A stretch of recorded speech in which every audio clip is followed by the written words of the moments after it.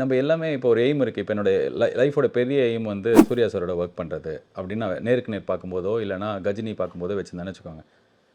What is after that?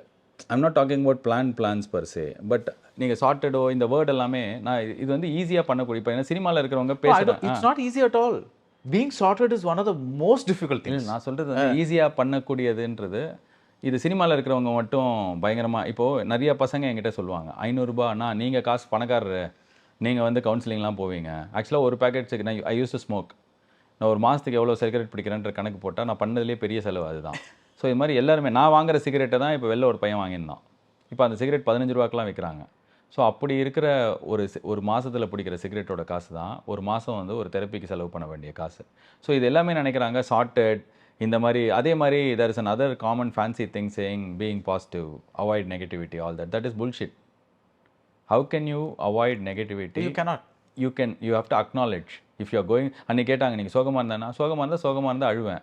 மாண்புமிகு முதலமைச்சர் அவர்கள் அறிவிப்பு 1.31 கோடி கலைஞர் மகளிர் உரிமை திட்ட பயனாளிகளுக்கு ரூபாய் 5000.